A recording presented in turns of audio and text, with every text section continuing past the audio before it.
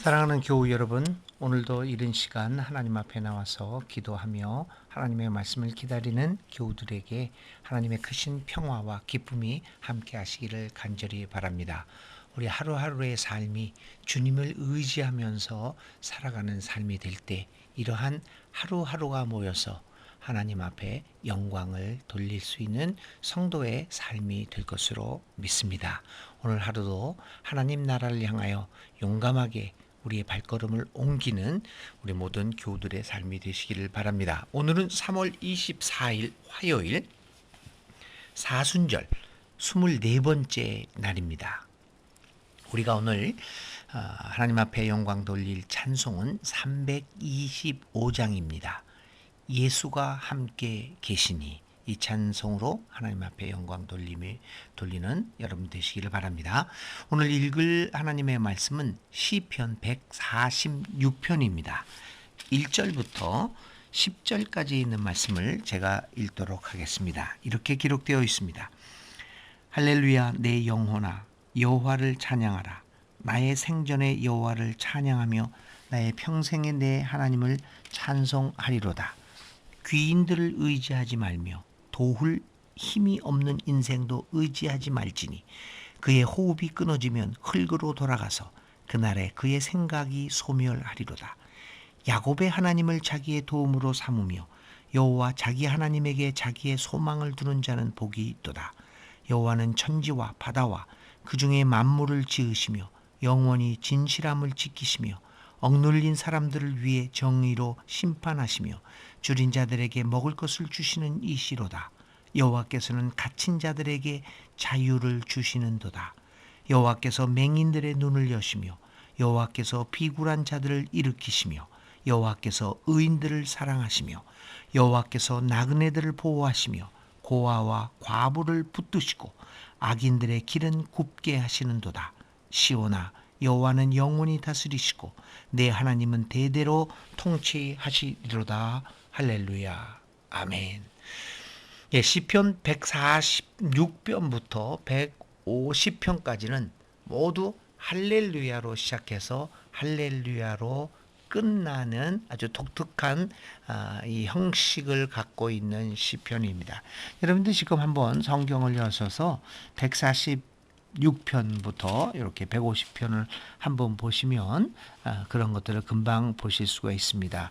146편도 할렐루야로 시작해서 맨 끝에 보면 할렐루야로 끝나고 있죠.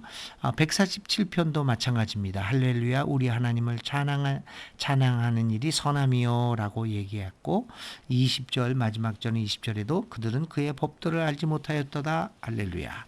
148편도 할렐루야, 하늘에서 여호와를 찬양하며 라고 시작했고, 또 마지막 절인 14절에 이스라엘 자손의 찬양받을 이시로다. 할렐루야.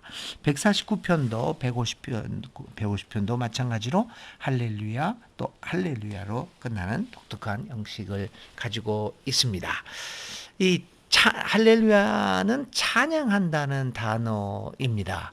근데 특별히 시편 146편부터 150편까지 이 하나님을 찬양한다라고 하는 이 의미는 바로 그렇지 않습니까? 하나님께서 우리의 인생을 시작해 주시고 우리의 인생을 끝내게 해 주시고 오늘 우리의 하루를 시작해 주시고 하루를 끝나게 해 주시는 우리 일생 전체를 주장하여 주시는 그 하나님을 절대적으로 믿고 있다라고 하는 그 절대적 신앙의 고백이 들어있는 것이 할렐루야로부터 시작해서 할렐루야로 끝나는 이 시편 146편과 150편까지라고 볼 수 있습니다. 하나님께서는 우리를 주장하여 주십니다. 그래서 우리는 그분을 찬양합니다. 우리의 인생을 삶 속에서 벌어지는 매 순간의 일의 시작부터 끝까지 하나님이 함께해 주시는 것을 우리는 믿습니다. 그래서 우리는 이 시작부터 끝까지 하나님이 우리의 인생을 다스려 줄 것을 요청하고 있는 것입니다. 그래서 146편부터 150편까지는 이러한 믿음을 바탕으로 하나님 앞에 이렇게 할렐루야라고 찬양을 하고 있습니다.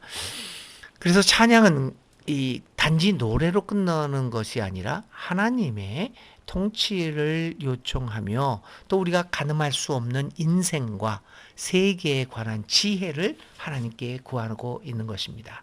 할렐루야라고 하는 찬양을 통하여 오늘 하루도 하나님, 오늘 우리 이제 이른 아침 우리의 삶을 시작합니다. 끝마치는 잠자리에 드는 오늘 하루의 모든 시간에 우리가 주님의 뜻대로 살아갈 수 있도록 우리를 다스려 주시고 삶의 지혜를 성령으로 인도하여 주십시오라고 하는 기도가 우리의 할렐루야라고 하는 찬양에 포함되어 있습니다. 자, 오늘 묵상하는 시편 146편은 이렇게 삶의 지혜를 이야기합니다. 먼저 귀인들을 의지하지 말라고 합니다. 이 귀인들이라고 하는 것은 여기서 권세 있는 사람들입니다. 힘 있는 사람들입니다. 어떻게 보면 오늘 우리들을 다스리고 있는 통치자들이라고 볼 수 있습니다. 그 사람들을 의지하지 말라고 이야기합니다. 그런 사람들도 결국에는 하나님의 통치 아래에 있는 사람들입니다.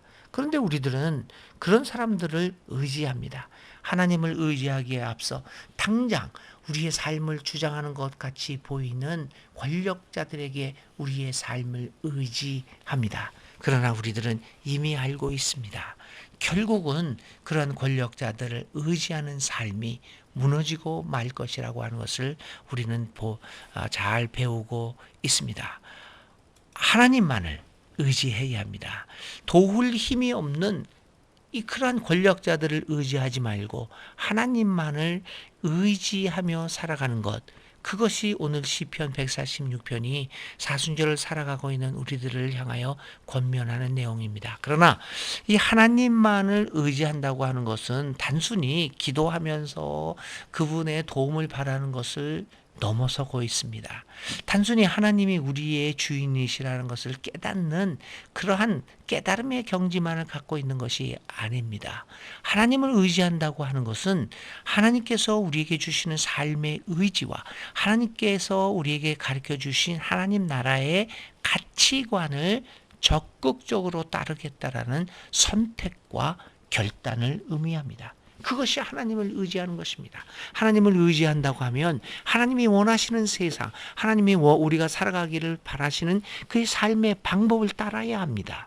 하나님이 우리에게 가르쳐 주신 그 교훈을 따라가야 합니다.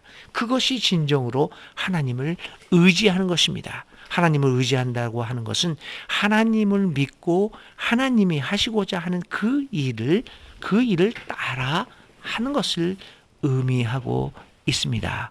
사랑하는 교우 여러분, 사순절 이 기간 동안 진정으로 하나님을 의지하면서 하나님의 원하시는 그 삶을 살아가는 이 사순절 기간이 될 수 있기를 간절히 기도드립니다. 그러면 이 하나님이 하시고자 하는 일들을 시편 146편은 어떻게 얘기하고 있습니까? 먼저 하나님에 대해서 시편 146편은 몇 가지로 이야기를 하십니다. 먼저는 7절에 억눌린 사람을 위해 정의로 심판하신다. 하나님을 의지한다는 것은 오늘 우리들도 이 마찬가지로 정의에 의지해서 살아가는 삶을 살아가는 것을 의미합니다. 만약 우리가 정의를 의지하지 않고 정의를 믿지 않고 눈에 보이는 대로 그냥 살아가고 야근수를 써서 이렇게 인생을 성공하기만 하면 된다라는 생각을 갖고 있다고 하고 그렇게 살고 있다면 그것은 하나님을 의지하는 삶이 아닙니다. 왜냐하면 우리가 의지하는 하나님은 억눌린 사람들을 위해 정의로 심판하시는 분이시기 때문입니다. 만약 우리가 그런 분을 믿고 있다면 그렇게 살아야 하는 것 아니겠습니까? 두 번째로 7절은 하나님은 줄인 자들에게 먹을 것을 주신다고 얘기합니다. 우리의 이웃들을 돌보아 주시는 하나님, 자기 혼자 행복하다고, 자기 혼자 먹을 것이 있다라고 배고파하는 이웃들을 나 몰라라 하는 분이 아니시라는 것을 의미합니다. 줄인 자들에게 먹을 것을 주신 하나님, 그 하나님을 의지하고 있다면 오늘도 우리는 그 하나님을 의지하면서 우리의 배고픈 이웃들을, 어려운 이웃들을 돌아볼 수 있는 삶을 살아가야 할 것입니다. 그것이 하나님을 의지하는 방법이 아니겠습니까? 7절은 계속해서 얘기합니다. 여호와께서는 갇힌 자들에게 자유를 주시는도다. 주님은 보이지 않는 창살에 감옥에 갇혀 있는 우리들을 해방시켜 주시는 분이십니다. 우리는 얼마나 내 욕심에 갇혀 있습니까? 우리는 얼마나 내 이기주의에 갇혀 있습니까? 얼마나 우리는 내 중심의 삶에서 벗어나지 못하고 그 안에서 살아가고 있습니까? 하나님은 우리를 해방시켜 주시고 이 갇힌 자들에게 자유를 주십니다. 이러한 하나님을 의지한다면 우리는 다시 한번 우리의 마음속의 감옥으로부터 벗어날 수 있는 삶을 살아가야 합니다. 만일 하나님을 우리가 진정으로 의지하고 있다면 말입니다. 계속해서 시편은 맹인들의 눈을 여시며 비굴한 자들을 일으키신다. 하나님을 의지하는 사람은 이 비굴한 자를 일으키시는 하나님을 믿어야 합니다. 하나님은 우리가 어떤 상황에 처해 있다라고 하더라도 인간으로서의 존엄성을 간직하라고 얘기합니다.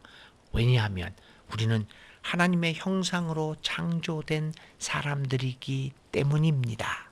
그래서 내가 가난하던 병이 들었던 아무것도 할 수 없는 무기력에 빠져 있다라고 하더라도 우리는 비굴해지지 않습니다. 왜냐하면 하나님께서 비굴한 자들을 일으켜 주시는 분임을 믿고 그분을 의지하기 때문입니다. 사랑하는 우리 순천중앙교회 교우 여러분, 오늘 하루도 살아가면서 하나님의 자녀로서의 당당한 하루의 삶을 살아가는 여러분들을 되시기를 바랍니다. 왜냐하면 여호와께서는 비굴한 자들을 일으키시는 분이시기 때문입니다. 마지막으로 9절에 한 구절만 더 보겠습니다. 악인들의 길은 굽게 하시는 분이라고 하는 이 선언입니다.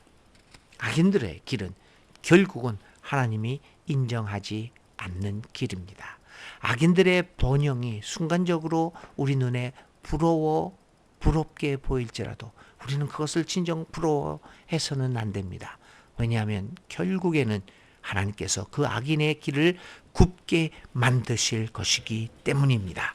그러므로 이 하나님만을 의지하면서 악인의 길을 굳게 하는 하나님을 의지한다고 하는 것은 우리는 그러한 악인의 길에 들어서지 않겠다라고 하는 이야기입니다. 오늘 찬양하라 할렐루야 찬양하라 이 시편을 읽었습니다. 그것은 바로 나의 인생과 일의 시작부터 끝까지 주님만을 의지하고 따르겠다는 것입니다. 오늘 사순절 기간을 보내면서 내가 과연 온전히 하나님을 찬양하며 살고 있는지, 하나님을 의지하며 살아가고 있는지 이 시간 조용히 성찰해보는 우리 사랑하는 교우들 다 될 수 있기를 주의 이름으로 기원을 드립니다. 오늘의 기도 드립니다. 야곱을 이스라엘로 만들어주신 하나님, 야곱처럼 움켜쥐려는 삶을 내려놓고 하나님만에 회개하며 하나님만을 의지하는 삶을 살게 하여 주옵소서. 할렐루야. 하나님을 찬양하면서 오늘 하루의 시작부터 끝까지 주님만을 의지하며 따라가는 하루의 삶을 살게 하옵소서. 예수님의 이름으로 간절히 기도를 드립니다. 아멘. 오늘의 실천입니다. 신앙 여정을 돌이켜보면서 과연 할렐루야, 찬양하라, 하나님을 찬양한다 라고 하는 것의 의미를 한번 생각해 보면서 하나님만을 의지하기로 결단했던 때에 어떤 그 사건을 한번 기억해 보시고 그때의 느낌을 여러분들의 묵상 노트에 적어 보시기 바랍니다. 오늘 하루도 주님의 은혜 가운데서 건강하고 행복한 믿음의 하루가 될 수 있기를, 특별히 할렐루야, 하나님을 찬양하며 하나님만을 의지하며 살아가는 하루가 될 수 있기를 주님의 이름으로 기원드립니다.